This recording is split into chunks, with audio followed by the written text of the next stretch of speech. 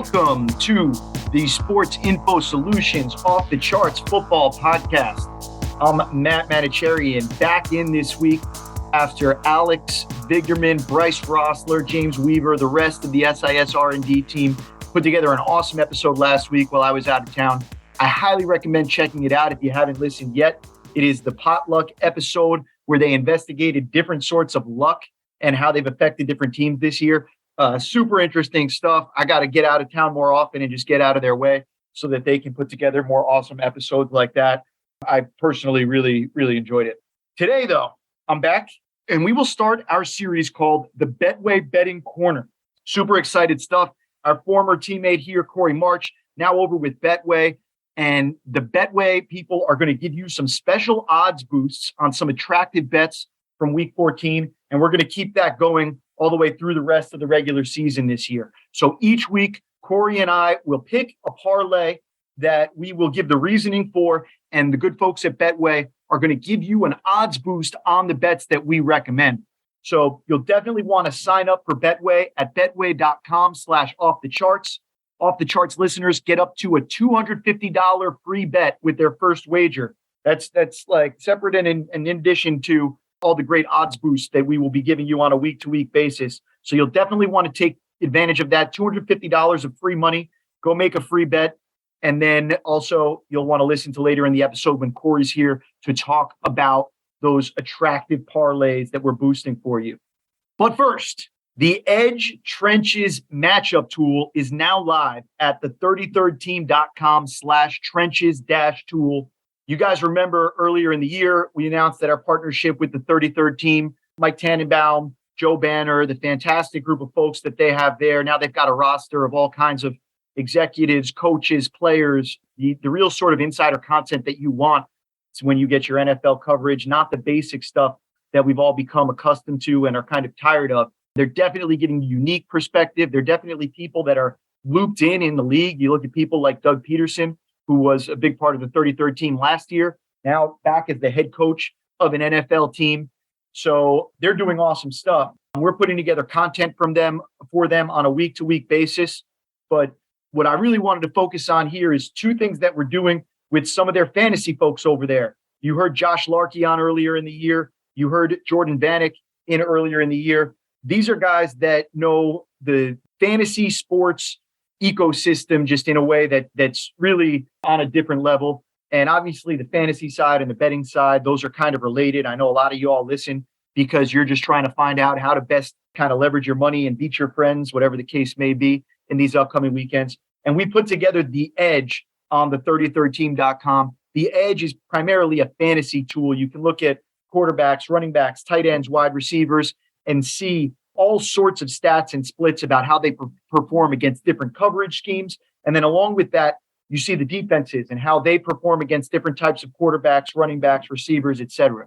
So it kind of gives you this 360-degree tool where you can investigate however you want. It's a query tool at the end of the day. You can investigate whatever you want to know about how running backs perform when they attack a certain gap or when they're running in a certain type of scheme. You can see how defenses are performing in different sorts of coverages or how receivers are performing against those coverages more specifically. There's tons of stuff in there. But as of this week, we have released the Trenches tool. We've been teasing it for a while, and this is entirely new.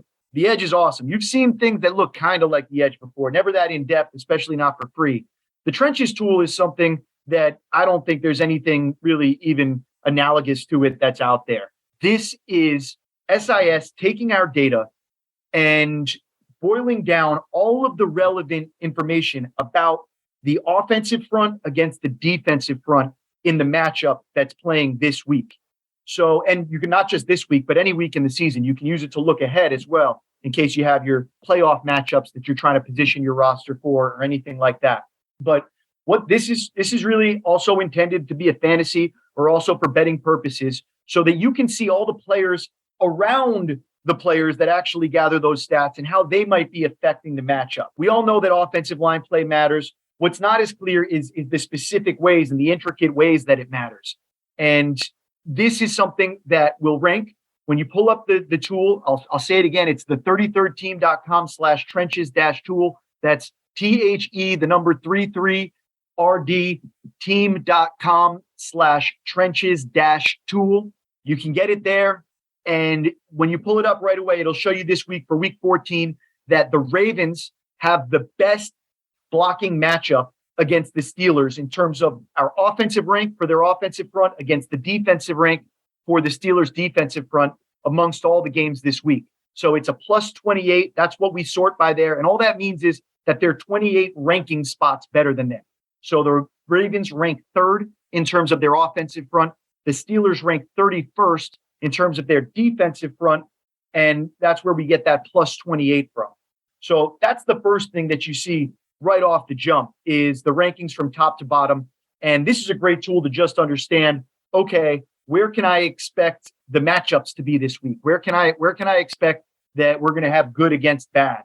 And you see the top 5 matchups this week. After the Ravens going against the Steelers, you have the Dolphins offensive front against the Chargers front 7. That's another big advantage that we see. You have the Eagles up front. We all know about their offensive line against the Giants front 7, which has been much better against the pass and against the run this year, despite being kind of built around their tackles. Fourth on the list might be a big surprise. You have the Jaguars against the Titans. Jaguars offensive front has been much better than the Titans front 7. And then at number 5, a pick that's perplexed a lot of people this week, which is the Lions being favored against the Vikings. Well, part of that might come down to the Lions being that 5th best matchup here with their 8th ranked offensive front against the Vikings 23rd ranked defensive front. So we'll dive into actually most of those in a little bit deeper detail when we get to Corey and the Betway Betting Corner later in the show, because all of those matchups are really interesting in the games that we decided to break down and pick this week. But what's great about this tool is it gives you that top 5 right away. So you can start to hone in on where the good matchups are this week or in any week. And it sorts it straight up there from top to bottom, all the way down to the Chiefs having the worst offensive front matchup against the Broncos this weekend. We've got the Chiefs with the 30th ranked offensive front, despite Mahomes' greatness, against the Broncos' 4th ranked defensive front. No big surprise there. So right off the jump, that's what you see on the page. And that's the first great criteria, but it gets better from there. Things start to get even more interesting when you start to look over to the right side of the main screen, where not only can you sort by the blocking matchup as it is by default, you can sort by the offensive rank of the teams. You can sort by the defensive rank of the teams to see in order of best or to worst or worst to best there. But over on the right side, you can also sort by specifically the pass block matchup or the run block matchup. So what does that mean? That means just the same way that we told you the overall blocking matchup for the Ravens at number 3 against the Steelers defensive front at number 31 is plus 28. We can break down specifically on passing plays in pass blocking situations how the Ravens offensive line and backs and tight ends perform against the Steelers front 7. And then we can also split that out into run blocking specifically. So when I sort by the pass blocking matchup, that's where we actually see the Ravens again at number 1 plus 24 advantage over the Steelers. Now, that's great to know, but if you're going to be using this for fantasy or betting purposes, you want to pair that with the number right next to it, which is the number of projected pass snaps in the game for the Ravens against the Steelers. Because it's not just important to have a good matchup, it's important to have an offense that's going to get lots of opportunity, right? If you're a fantasy player, you know that opportunity is king. And so you want the most plays offensively. If you've got a quarterback or receiver, you want the most pass snaps you can get. If it's a running back situation, you're going to want those run snaps, depending on if he's a pass catcher or what. But generally, you want game scripts that are going to be suitable to you. And that's what we're trying to give you an idea of there. So you get that plus 24 advantage on 35 pass snaps versus a plus 21 advantage in the run blocking game for the Ravens against the Steelers on 31 run snaps. If we sort things now by the run blocking matchup, we see actually the best run blocking matchup of the week. No surprise here is the Eagles against the Giants. The Eagles are 28 places ahead of the Giants in terms of that run blocking matchup. And we're projecting 29 run snaps for them. Kind of a middle of a road projection there in terms of how many run snaps, maybe a middle to high projection. Yeah, a little bit high on the high end. You see it peak out our projections. The top teams that are going to have a lot of run snaps, if I sort by that column, are the Ravens against the Steelers and the Cowboys against the Texans.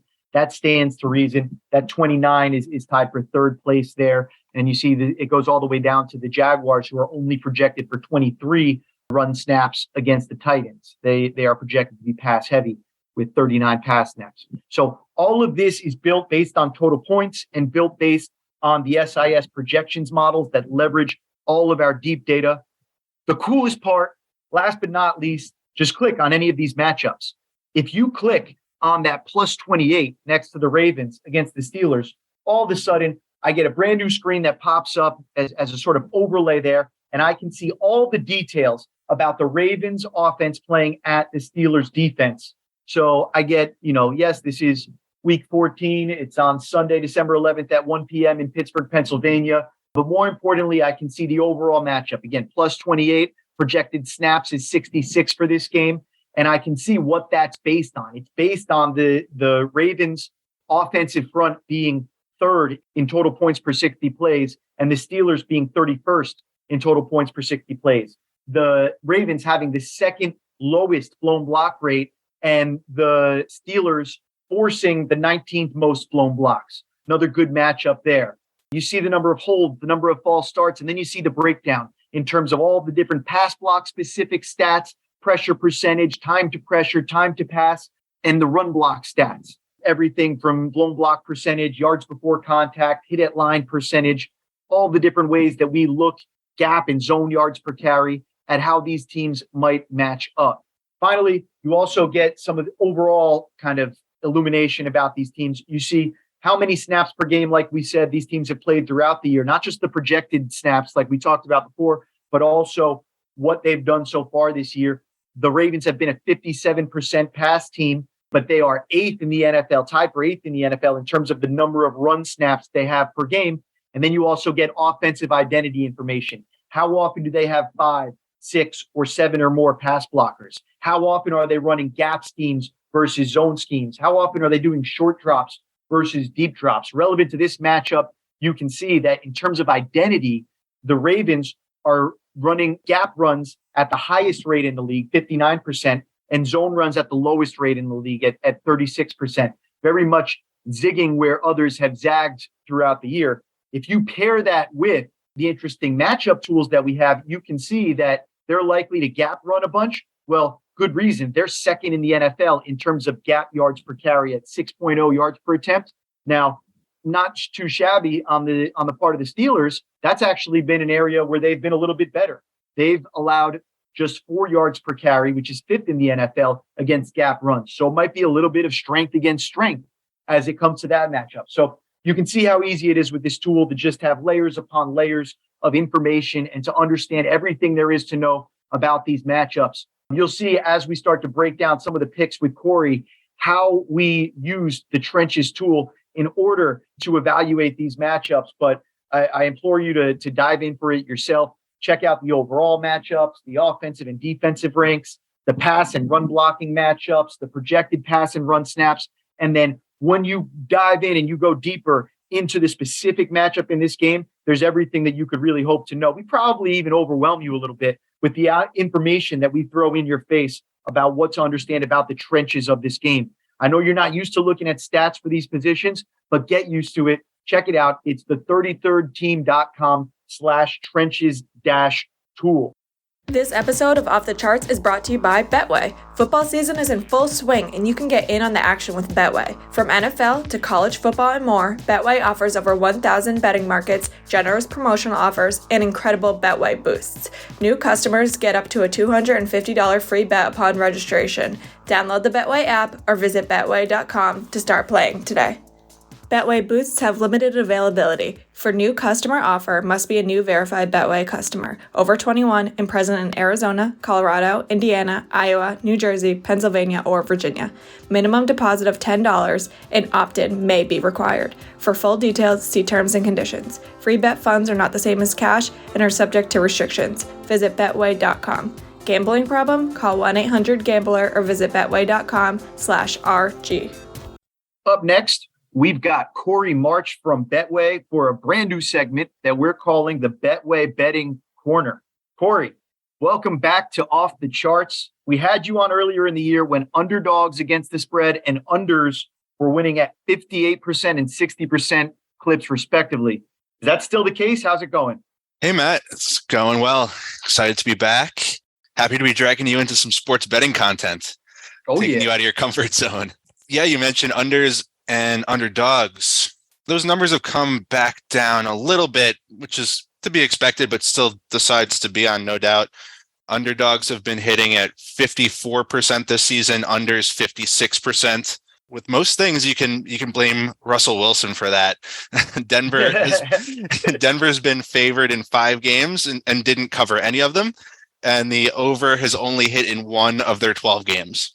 I mean, it is pretty hard to believe that Russell Wilson keeps scoring like 9 points every game. I definitely didn't see it coming. Never been his biggest fan or his biggest critic. I know there are a lot of critics out there, but to have taken this big of a step back and just be completely dysfunctional, I did not see that coming.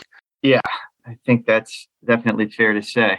All right. Well, we're getting into the Betway Betting Corner. And like you mentioned, I know very little about this betting and gambling space that you thrive in. So tell me, what is the Betway Betting Corner? This is going to be fun. We're going to be doing a little parlay contest for the last 5 weeks of the regular season.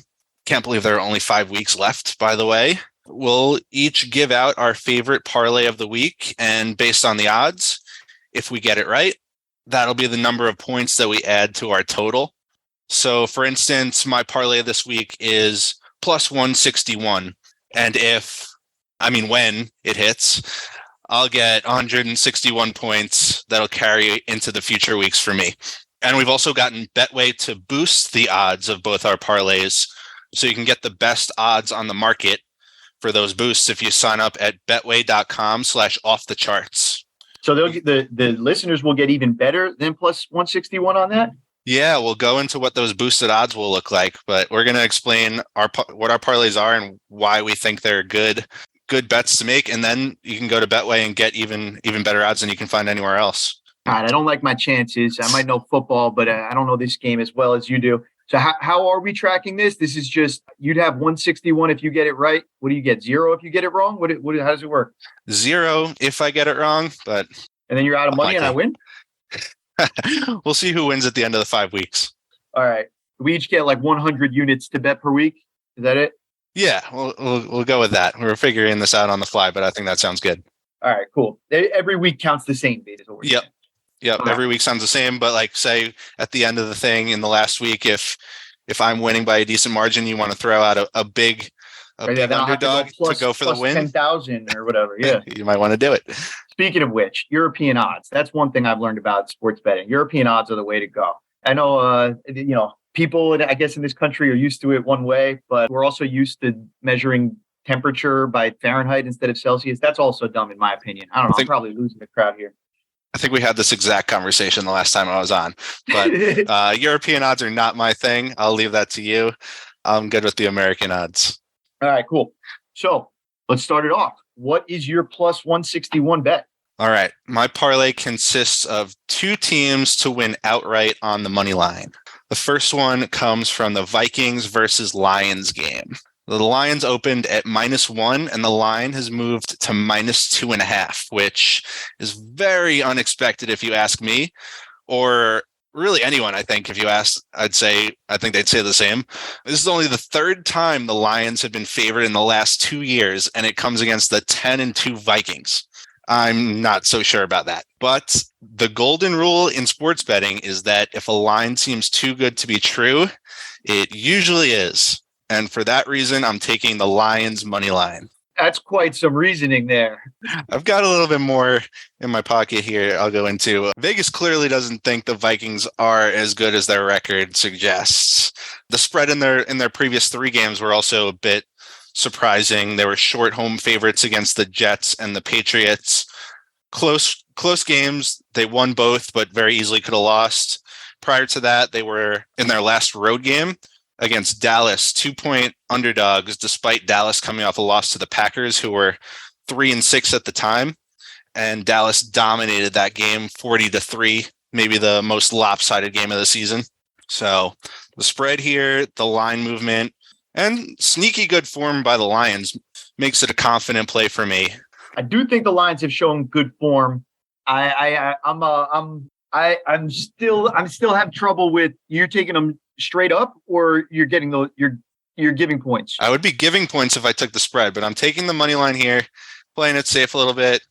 Just got to win the game. You look at the total points power rankings. We agree that the Vikings aren't that great, but we also have them 18th. We have the Lions down at 26th. So not working in your favor. So tell me why you're going to parlay that with another bad bet now. I feel like if we looked at those power rankings based on recent form, we might get a little bit more favorable for the Lions. I mean, they've been moving up some of the rankings. They really dug themselves a hole on the defense. They definitely did, especially on the defensive side. But the offense has been really good of late. Defense hasn't been bad either, but since their bye in week 7, the Lions offense ranks first in positive play rate through the air. And they'll be facing a Vikings defense that's been the worst against play action, allowing nearly 9 yards per coverage snap compared to 6.5 on straight dropbacks. And the Lions have used play action more than twice as often with DeAndre Swift on the field. And last week, he logged his highest snap total since week 1. So hoping to see a lot of play action this week. Very interesting. So the second game in my parlay feels like a layup. The spread is -4, but I'm taking the Titans money line versus the Jaguars. A layup. Got a layup here, folks. Hope I don't blow my hamstring. The team that fired their GM just days ago is a layup to win. That's part of the reasoning here. They just fired their GM, and this doesn't impact the on-field product the way a head coach or coordinator getting fired would. But I do think it serves as a wake-up call for the players. Mike Vrabel, or should I say reigning coach of the year, Mike Vrabel, is great at getting the most out of his players and should use this as a chance to reflect and get focused. The Titans he hasn't lost multiple games in a row. I feel like every time they lose 2 games in a row, they come back and do something that surprises me. So I feel like you're not as off base on this one as you were with your crazy Lions take. Yeah, the Titans are always surprising me too. The fact they got the first seed in the AFC last year, definitely didn't see that coming, and probably going to be back in the playoffs again this year. I think they turned things around after a bad week last week, but they're 7-1 against the Jags during the Vrabel era, and Jacksonville is 1-13 on the road since Trevor Lawrence took over at quarterback. I don't really think this one requires any deeper dive into stats than that. Well, surprisingly enough, the Titans are 19th in the total points power rankings. The Jaguars are up at 12th. They've been a little bit of a favorite of total points. They've been sort of an unlucky team this year based on a lot of what we have. So that's working against you. And built within that is that we have the Jaguars, according to the 33rd team trenches tool on the edge. We have the Jaguars with the 4th biggest advantage in terms of their offensive front against the defensive front. Now, we also have a decent advantage there for the Titans when they have the ball, especially from the pass blocking perspective. But that's also working against you in terms of there might be some things that are kind of sneaky good about the Jaguars that are flying under the radar here. So I love your parlay. I feel like it's setting me up beautifully so far. Setting me up for failure and setting you up to take a lead here. I see what you're saying. No, I think they'll both cover the spread, but I'm going to start off a little bit conservative here. So Lions and Titans money line, originally plus 161, boosted to plus 200 on Betway. Ooh, so Betway, sign up. giving up that juice. Sign up. I might need to get in on that one. Yeah, yep. Sign up, lock that in. It'll get posted on Friday morning. Betway.com/off the charts. That is a very juicy proposition on just those 2 games right there. I like that, especially for people betting on Betway. I don't know if I like it for you. I think it might be rough. No, I'm just joking. I'm talking a lot of smack for somebody that doesn't bet and is probably going to get owned in this competition. But I am a smack talker, as you know about me. I do know that about you. I might not be as critical about your picks. I tend to try and build my friends up rather than tear them down. Whatever works for you, man. That's cool.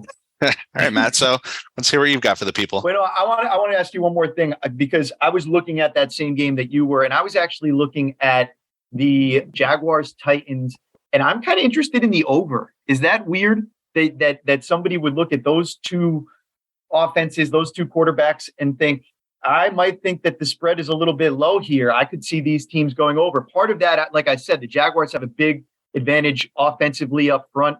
I think that, to your point, coming off, while we just fired our GM because he traded away this beast receiver that just beat us and we're upset about that. I don't know. That's what it looks like to me, at least. Like there might be something where they come out throwing, and actually the Titans up front have been a better pass blocking team than a run blocking team this year. Yes, they had Derrick Henry, all that kind of stuff, but we're talking about blocking wise. Is that a crazy over for you? I think I saw it at 42 on Betway.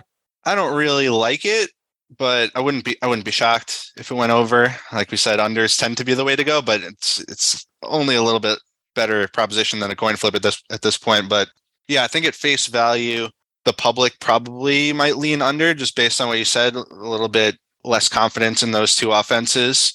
But you did reference the trenches tool and some good matchups for the offenses there. Trevor Lawrence is dealing with a little bit of an injury. He hurt his toe last week. I think he was spotted in a walking boot during the week. I don't think it's going to keep him out of the game, but something to keep an eye on and maybe limits the offense a little bit. And another reason to like the Titans. See, that might be a blind spot of me this week. I tried to get John Veros on to talk about some of the injuries because there's so much injury news out right now that I can't even keep up with it. He turned me down. Something about, like taking care of his daughter. I don't know if you can relate to that. Yeah, can definitely relate to that, but I'm here. Yeah, exactly. We got you. Even my smack talk's extending to John V right now. He's not even on the pod this week. All right. Let's flip it over and let's talk about the winning bets this week. We've noted I'm not the betting expert that you are, but I am in it to win it. So I wanted to start with a relatively conservative parlay to try to get out front and make you chase. That's my strategy here in the broader picture. So there are two favorites that I really like this week based on some Trenches Tools observations. And I'm going to put their money line bets together just like you did. So give me the Eagles over the Giants. Gotta love that one, right? And then on Sunday Night Football, I want my childhood favorite team, the Miami Dolphins, over the formerly of San Diego, now of Los Angeles Chargers. Mm-hmm. So where does that put me, and what sort of boosts are the good folks at Betway willing to give the listeners who are smart enough to make this play? So like you said, we got two favorites here, and the spread likes them to win. The money line, obviously, these teams are favored. So you put those together, you get plus 113. Not a bad proposition, taking two favorites. That was the original line. Betway's going to boost it to plus 150. Ooh. So yeah, not a bad idea to pull the trigger on that one. Giants have definitely come back down to earth lately, so could see a little resistance there for the Eagles. Giants are 7-1 against the spread as underdogs, but you could definitely see them cover the spread and lose the game. That would work for you. Dolphins should be hungry after that loss last week. Funny to call it an upset since they were dogs heading into it, but once Brock Purdy took over, it felt like that was their game to lose. Definitely, in terms of, there's an interesting class versus form thing here, in the spirit of the World Cup. I always like talking about that with other friends that I like talking smack to, like Greg Merson. We'll be talking about in soccer, they have a way of describing how good a team can be as their class, and then how good they are in the moment as their form, or a player specifically. And I think you get a sort of interesting class versus form thing in terms of the Eagles are class. The Giants were peaking in terms of their form earlier, but they don't have the same class as the Eagles do. Just like, I hate to say it, but the USA against Netherlands, we just didn't have the class that they do. I see it that way. And here, I'll dive into it a little more specifically. So Eagles over Giants, team total points. The Eagles are first. The Giants are 29. So start off there. That's always going to go behind these things. Total points does a pretty good job of understanding how good these teams are. Credit to Alex Bigderman and the crew. Specifically within those rankings, the Giants are 30th in run defense. And that's obviously going to be a really tough matchup against the Eagles. When you look at it within the trenches tool, it jumps out right of the way. Both of these teams have favorable matchups up front, but more so in the case of the Eagles. So these are two of the top 10 matchups for both teams when we look at offensive front against defensive front this week's. Again, more importantly, you drill down again, and you can see that the advantages up front for both teams are almost entirely in the run game. The Eagles rank 28 spots better than the Giants, and the Giants rank 21 spots better than the Eagles in terms of the run blocking matchup. My run blockers against your run defense. So this is a strong script for both teams to be able to run the ball this week. And frankly, I don't see any way that the Giants can stop the Eagles' run game. Yes, they have two good defensive tackles. They have no speed on the defense. They have no ability to defend all the weapons that the Eagles have running around, except maybe some fluke rivalry stuff. Now, flip it around and combine those run blocking matchups with the pass blocking matchups, it's strength against strength when the Eagles are passing. The Giants have had a good pass rush up front. But again, the Eagles rank 28 spots better than the Giants in terms of the Eagles pass rush against the Giants pass protection.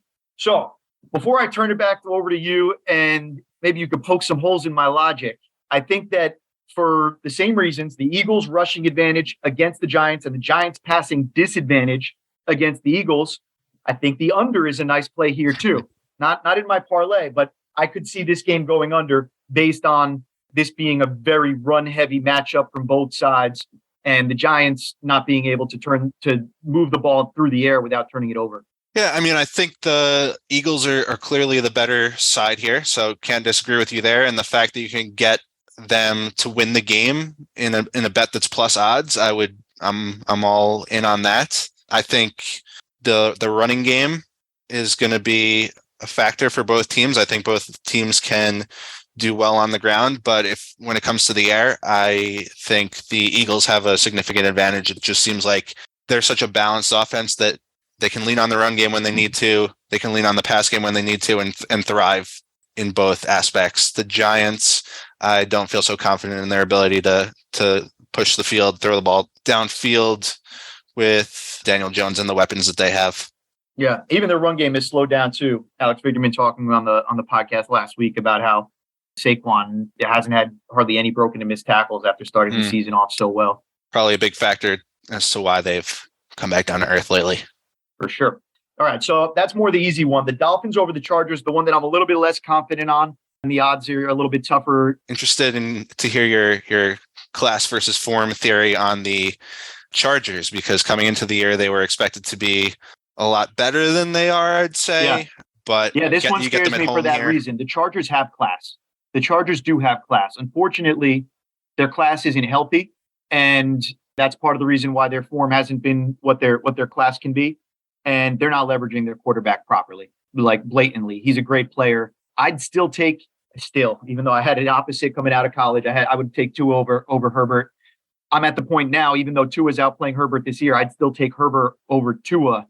All things, save me from the two-and-on army right now, but all things, like if you put Herbert on the Dolphins offense with Mike McDaniel and what they're doing, I think that would be like Marino-ish. Burrow comfortably over both of them? I would say right now, it's hard to make an argument that he isn't. In terms of the upside of I think what Herbert can be if he's leveraged properly, man, I would love, I think he's the type of dude that you'd love the opportunity to coach. Like you'd love the opportunity to try it out. Yeah, he's got a big arm, and I saw that he is at the bottom or maybe last or bottom 3 in terms of average throw depth. So not taking advantage of that. I heard a stat somewhere. I think it must have been on Twitter somewhere. I apologize for not knowing the source. He hasn't had a game with an average depth of target over 9 yards since Joe Lombardi came in as offensive coordinator. So in multiple years, which is just weird, right? Yeah, I think throwing a lot to Austin Eckler probably drags that down, and Mike Williams has been out, but over the whole duration of that, just, you didn't have one game when you were airing it out a little bit, and meanwhile Tua's over that mark just on average.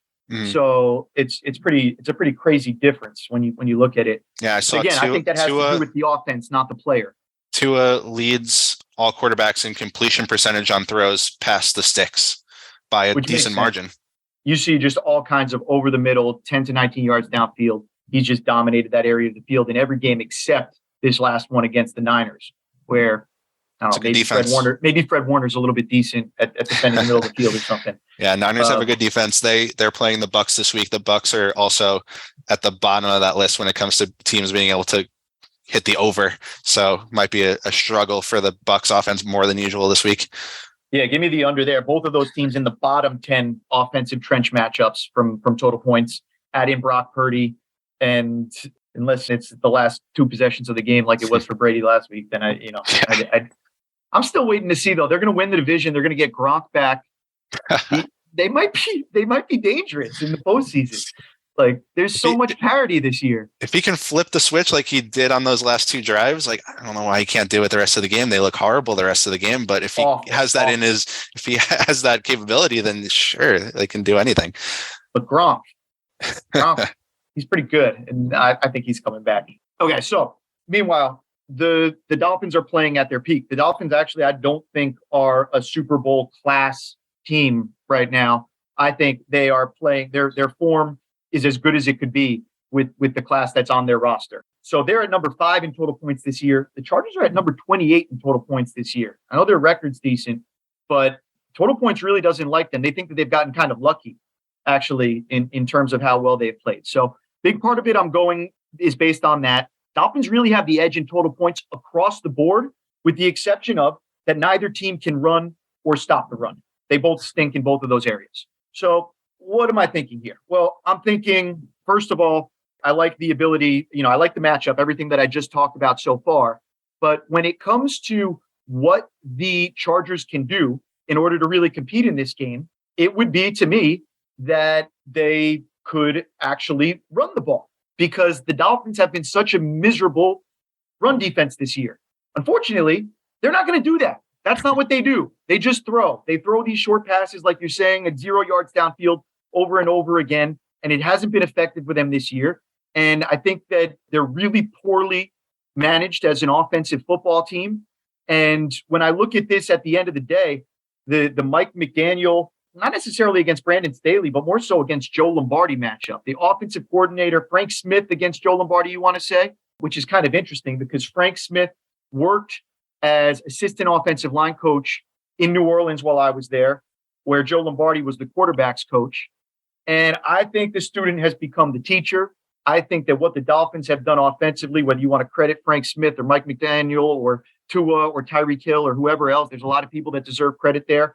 I just think that when they're hitting on their cylinders, this isn't something where the Chargers will be able to keep pace unless they just either, number one, realize that this is a porous run defense and get some balance that way, or two, it becomes the Justin Herbert show. Like, he's always very dangerous. And that's why I didn't want to take this one with the spread. The Chargers were getting 3.5, and that scares me with Justin Herbert. Whereas straight up, I have a harder time seeing how the Chargers get over the hump, unless Terron Armstead doesn't play. Because part of why the Dolphins stunk last week is because they're a different team without Terron Armstead. I think he's playing this week. Part of why I'm going in on this, even though it's Thursday and we got a few days until that gets decided, is because I'm counting on him playing this weekend. Without him, Austin Jackson's also out. The Dolphins have 0 offensive tackles. When Terron Armstead's been in, they've been able to have at least passable play on the side across from him, whoever that is. Little, I think, playing over there. So that, I think, is really the big key here, where if he's playing, I have a hard time seeing how the Chargers keep up, especially with the injuries that the Chargers have themselves. If Terron Armstead's out, this one becomes, I'd say I'd love the ability to stay away from it, but I don't get that luxury. So what do you think? I'm up 113-0 after the end of the week. Okay. Well, time will tell on that one. I defer to you on the tactical stuff like you went into there, and I defer to you on the Dolphins as well. You're tuned into the Dolphins. Still keep up. Yeah. Yeah. So it sounds like a winner to me. I'm here. I'm hoping the people come out as the winners here and get 2 winners each week, and I'll edge you out. I'll edge you out when it comes to the totals adding up in the end. But it sounds like 2 good bets to me. Plus 150 on that is even nicer than your plus 200.